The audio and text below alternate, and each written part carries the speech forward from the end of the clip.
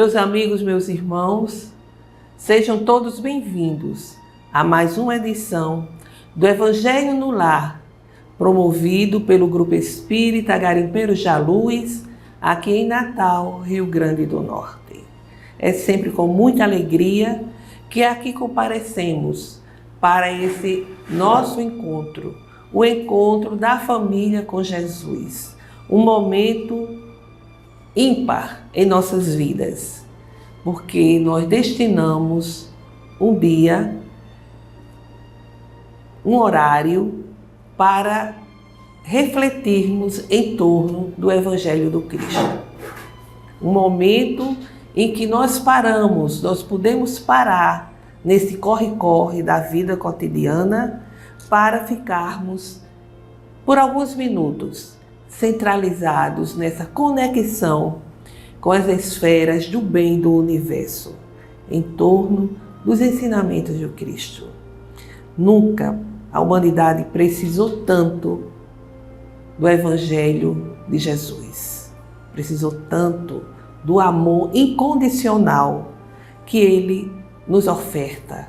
Ele que veio até nós, encarnou aqui na Terra, numa missão desafiadora, difícil, para exemplificar, não apenas para transmitir os ensinamentos, mas para vivenciá-los, a fim de que nós tivéssemos um modelo a seguir.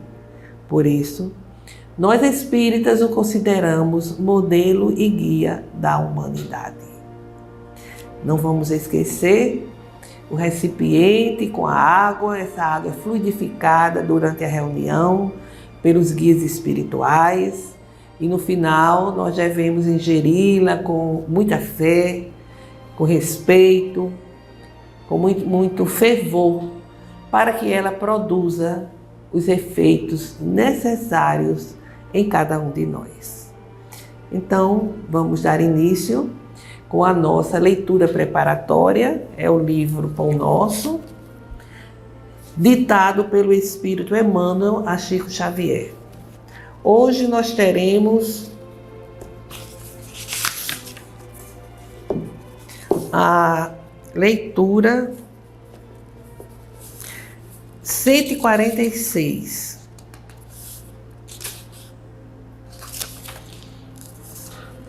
Seguir a verdade. Antes, seguindo a verdade em caridade, cresçamos em tudo naquele que é a cabeça, Cristo. É Paulo aos Efésios, capítulo 4, versículo 15. Porque a verdade participa igualmente da condição relativa, inúmeros pensadores enveredam pelo negativismo absoluto, convertendo o materialismo em zona de extrema perturbação intelectual. Como interpretar a verdade se ela parece tão esquiva aos métodos de apreciação comum?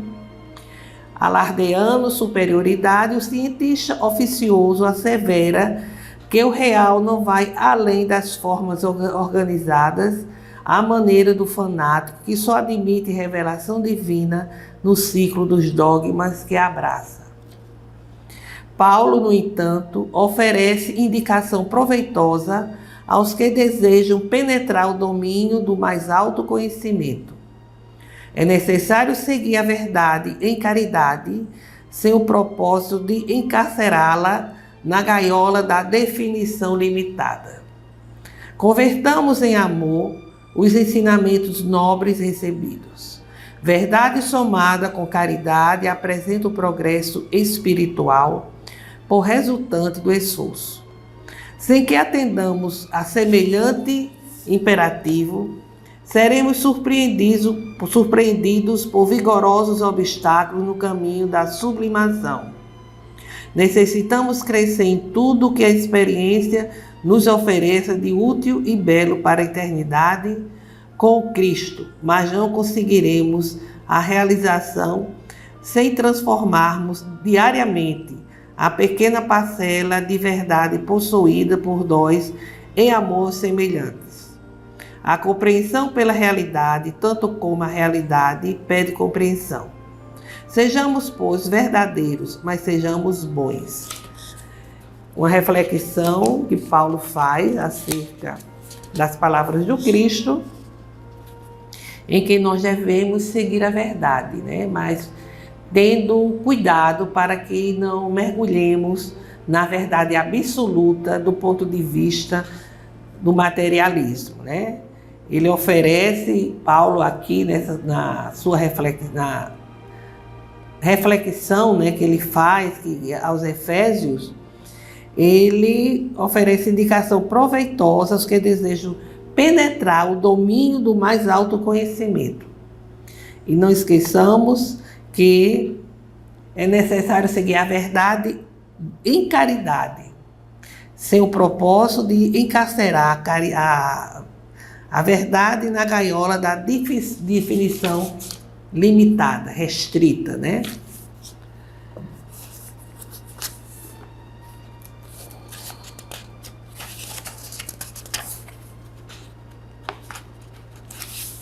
Vamos fazer então a nossa prece inicial. Vamos elevar nossos pensamentos, o nosso coração ao Altíssimo, desejosos que estamos da conexão com os benfeitores da vida maior. Senhor Jesus, Mestre incondicional de nossas vidas, estendei vossas mãos compassivas sobre nós, nesse momento em que iremos iniciar o estudo do Evangelho, permitindo que os guias espirituais estejam conosco, nos ajudando nas reflexões e no entendimento das vossas infinitas mensagens. Fica conosco, Jesus, agora e sempre. Que assim seja. Bem, meus irmãos, hoje nós estamos no domingo 2 de novembro, dia de finados, né? O dia que foi definido como dia de finados para essa comemoração, vamos assim dizer, aos que já partiram, aos que já se foram, que desencarnaram. Sempre a criatura humana teve a preocupação de ter dedicação aos mortos, se dedicar aos mortos através não só das lembranças, mas das preces, das orações. Os cristãos primitivos já faziam isso, orando entre as catatumbas da época. Os celtas tinham uma celebração pagã, como se diz, era um dia definido para o culto, a comemoração aos mortos, se comemorar o Dia dos Mortos. Pode parecer estranho esse nome, comemorar, mas porque é um momento, é um dia em que as lembranças afloram, se procura louvar através de hinos, preces, a oferta de flores àqueles que não estão mais fisicamente entre nós. Então, o dia de finados, ele foi oficialmente, vamos assim dizer, estabelecido pelo frei beneditino de nome, deixa eu ver aqui, eu anotei para não esquecer, Odilo. Ele era francês e isso ocorreu no século XIII. Então foi instituído, né, na crença católica esse dia, um dia depois do dia de Todos os Santos, que ele já celebrava o dia de Todos os Santos no dia 1º. Assim, talvez pensando, dia 1º vamos comemorar o dia dos santos, aqueles que já estão salvos, né? E no dia seguinte, o dia dos finados, aqueles que ainda estão nessa trajetória de se libertar e de serem salvos, mais ou menos isso. Então se estipulou dia 2 de novembro como o dia de finados. Até feriado é. Isso em várias partes do mundo cristão, principalmente o católico, né? O segmento católico. E nós espíritas? O que pensamos? Qual a nossa ótica, o nosso posicionamento? Hoje nós temos, pelo menos aqui em Natal, um dia que é um dia em que há, nos vários cemitérios da cidade, há a visitação de vários grupos religiosos, né? Tem cemitério que faz, inclusive, uma programação específica. A hora da missa, a hora do culto evangélico, da pregação espírita. E isso é muito válido, isso é muito positivo, porque é um momento que deve ser de reflexão em torno da fragilidade da vida terrena. Reflexões em torno do que pode nos alcançar. Sim, porque nós deveremos estar prontos, né, para esse momento. Afinal de contas, o desencarne independe de idade, independe da pessoa estar ou não doente. A gente vê fatos, né, essas ocorrências. A gente tem conhecimento, né? Então é um momento que deve ser de reflexão, de lembranças positivas, de orações por todos aqueles que já retornaram à pátria espiritual. Inclusive, há informação de que nesse momento em que as pessoas ali estão em prece, orando, essas energias, essas vibrações, elas são levadas por equipes espirituais que vêm colher essas energias boas, positivas, para serem utilizadas na recuperação de espíritos desencarnados que estão debilitados, que estão em processo de refazimento. Então, é válido. É lógico que a gente tem que ter consciência de que ali não estão nossos entes queridos. Ali foram colocados os corpos físicos dos nossos amados, mas eles não estão ali. Eles estão em uma outra dimensão da vida. Pelo menos é o que se espera e deseja. Sabemos que há espíritos com muitas necessidades que não conseguem se desvencilhar do seu corpo, da vida material, e fica ali no cemitério, às vezes totalmente desorientados. E nesse momento de prece, de oração, de boas vibrações, eles podem ser amparados, podem ser ajudados. Então ali está o local onde foram colocados os restos mortais ou os envoltórios carnais das pessoas. É uma referência, mas tendo essa consciência de que eles ali não estão. E esse não deve ser um momento de desespero, de amargura, de dor e de sofrimento. Saudade, sim, claro. Sentimos saudades dos amados, dos entes queridos que partiram. Nós somos espíritas, mas sentimos saudades. Há dias em que a saudade aumenta. Temos até tristeza. É como aquele ente querido que viaja e vai residir em uma outra cidade, em um outro país.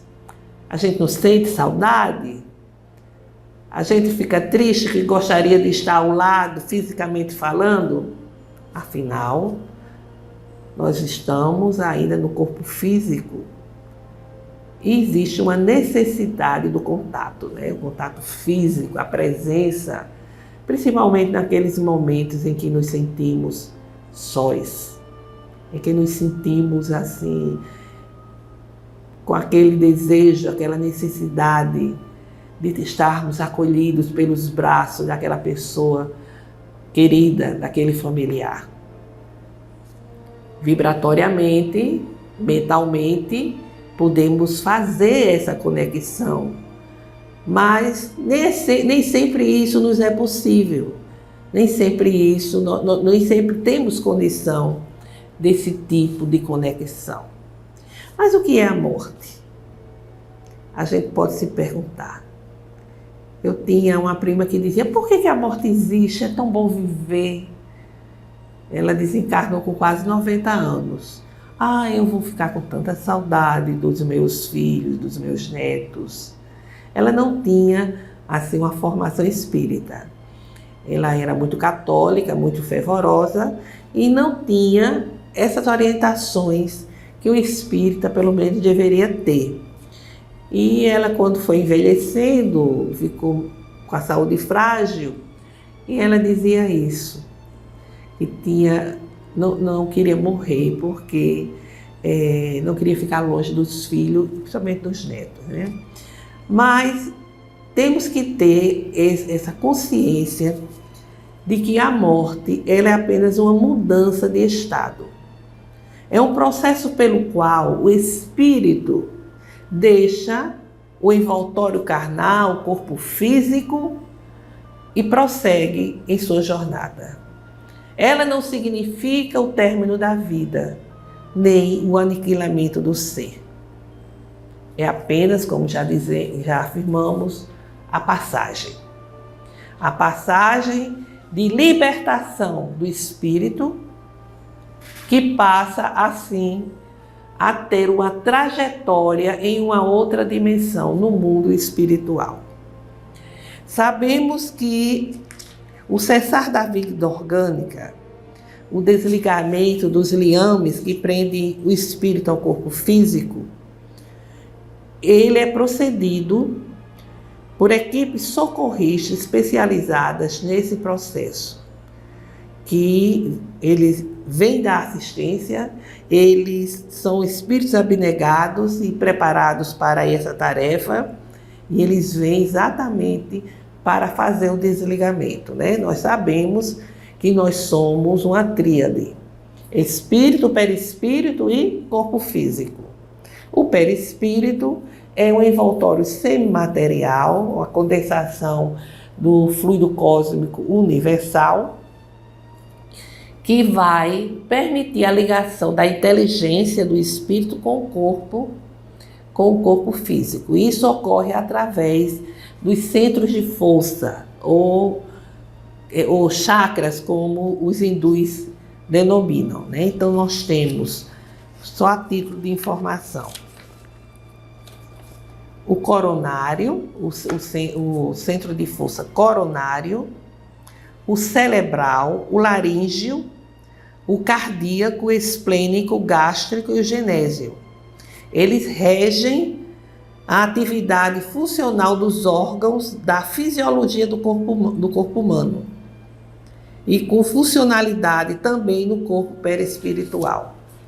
Então, o espírito se liga pelo perispírito através desses centros de força, né? Como ele disse aqui, o coronário, eu acho que é aqui, o cerebral, o laríngeo, cardíaco, esplênico, gástrico e o genésio, que é a parte das forças mais terra-terra, que é o ligado ao sexo. Então, no processo desencarnatório, num processo, vamos assim dizer, normal, de uma convalescência, de uma doença, o fluido vital, que é a energia da bateria, é a bateria do corpo físico, ele vai diminuindo e vai sendo desligado. Eu tive a oportunidade de ver o desencarne de uma pessoa muito amiga e muito querida, ela ficou bastante doente, já tinha 90 anos, lúcida, e ela entrou no que os antigos diziam, ânsia da morte, já ouviram falar? Ela ficou ofegante. Isso começou num dia à tarde e passou pela noite. E a gente acompanhando, eu via perfeitamente, era como se a vida tivesse se extinguindo, o fluido vital diminuindo, né? E os centros de força sendo desligados. Aí na manhã seguinte, ela ofegante, aí a gente percebeu que uma rouquidão aqui, um barulho diferente aqui no laríngeo. Foi o desligamento.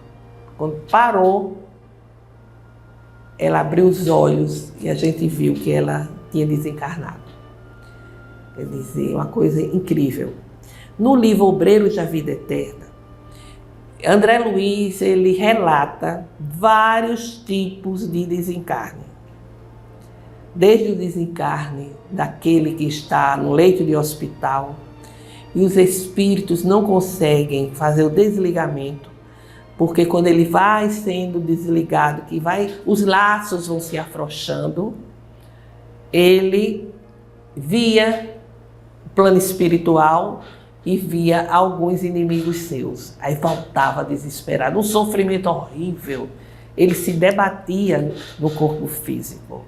E tem o desencarne de um cidadão de nome Dimas, que é mais ou menos esse processo que eu relatei para vocês. O que a gente quer deixar bem claro para a nossa reflexão é que nós não devemos ter medo da morte. Nosso medo deverá ser de fazermos mal ao nosso próximo, de prejudicar o nosso próximo. Esse sim deve ser o nosso medo. E para isso devemos então combater nossas más inclinações e procurar desenvolver as virtudes, procurar viver no bem, conforme Jesus nos ensinou, fazer ao outro o que desejamos que nos seja feito. Então, os espíritos nos dizem que esses laços que prendem o espírito ao corpo, eles não são muitas vezes desligados de imediato. Às vezes ainda fica alguns liames, vamos assim dizer, fica algum registro ainda da ligação, mesmo que sutil, entre o espírito, né, o espírito e o corpo físico. E só depois que as últimas células, as células derradeiras, forem desligadas, é que a gente pode dizer que houve o total desencarne. E esse processo de desligamento pode ser realizado em minutos, em horas, certo? Em dias, meses e até anos. A gente vê nas reuniões mediúnicas, né, espíritos há anos e mais anos mortos, morreram e ainda continuam ligados ao plano material, ao corpo físico. Então, meus amigos, morrer nem sempre significa libertar-se. A morte é orgânica, mas a libertação é de natureza espiritual. Desencarnamos conforme nos encontramos moralmente. A gente morre conforme a gente vive os valores que a gente agrega à nossa vida. Vamos despertar do outro lado da vida com o patrimônio que nós construímos ao longo da vida física e em regiões equivalentes ao nosso estágio evolutivo. Esse patrimônio nós construímos ao longo da nossa jornada terrena. São os nossos valores éticos, os valores humanos, sociais e comportamentais. Eu aprendi logo no início, da minha formação espírita, que os nossos atos, os nossos sentimentos, os nossos pensamentos, eles dão ao nosso corpo espiritual um determinado peso. Ele é um peso específico de acordo com as nossas ações, de acordo com os nossos valores, de acordo com as nossas realizações. Então, quando o mal se faz presente em nossa vida, quando erramos e não nos arrependemos, quando não perdoamos, quando guardamos mágoas, ressentimentos, sentimento de vingança, esse corpo espiritual, o perispírito, ele vai ser denso, vai ser um tanto pesado. E a gente nem sequer sai aqui da vida terrena. Fica de um lado para outro, sintonizando com mentes igualmente enfermiças. Quando se tem uma fé verdadeira, que leva à prática do bem, à prática do perdão, do amor incondicional, buscando sempre o melhor, a caridade, esse nosso corpo espiritual vai ser leve e vai se projetar nas esferas, logicamente, correspondente à nossa condição moral e espiritual. Então, meus amigos, que nós possamos, no dia de hoje, fazer as nossas preces, mas ter a convicção de que devemos trabalhar para que um dia, quando o dia chegado a nossa partida, nós possamos estar preparados para o reencontro com os guias espirituais. Vamos fazer agora as nossas vibrações, vamos pensar fervorosamente, emitir um sentimento de amor, de perdão, de fé, de esperança, na certeza de que essas ondas vibratórias irão nos ajudar e poderão também atingir e ajudar aos nossos irmãos necessitados. Vamos também agradecer a Deus por todas as bênçãos que nos são concedidas. Senhor Deus, nosso Pai, aqui estamos mais uma vez, simplesmente, singelamente, a rogar pela paz entre as nações, pela fraternidade entre os povos, pela justiça social em nosso país, pelo fortalecimento da doutrina espírita, para que ela permaneça sintonizada com os ensinamentos da codificação e com o Evangelho do Cristo. Pedimos, Senhor, rogamos pelo entendimento, pela concordância e perdão daqueles que não sintonizam conosco. Por todos os enfermos que estão nos hospitais, nas casas de repouso, nos abrigos, pelas ruas, em seus lares, para que encontre o lenitivo para suas dores e, se possível, a cura. Rogamos, Senhor, por todas as famílias, para que o Evangelho do Cristo chegue aos lares, levando harmonia aos corações. Façamos agora uma breve pausa para que cada um possa fazer as suas rogativas específicas.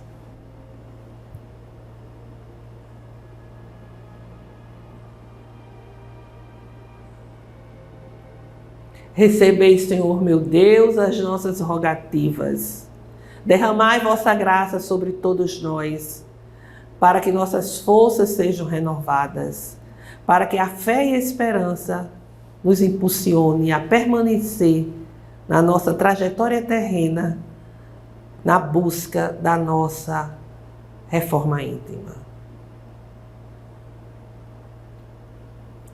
Pai nosso que estais em toda parte, glorificado e santificado seja o vosso nome no louvor de todas as criaturas. Venha a nós o vosso reino de amor e sabedoria, seja feita a vossa vontade acima dos nossos desejos, aqui na terra e em todos os ciclos espirituais. O pão do corpo, o pão do espírito, dai-nos hoje. Perdoai, Senhor, as nossas dívidas, ensinando-nos a perdoar os nossos devedores, com esquecimento de todo mal, não permitindo que venhamos a cair nas tentações das nossas próprias inferioridades. Livra-nos, Senhor, de toda maldade, pois vosso é o reino, o poder e a glória para sempre. Que assim seja. Meus amigos, meus irmãos, com esta prece, encerramos o Evangelho de hoje, desejando a todos uma semana de paz e saúde. Até breve.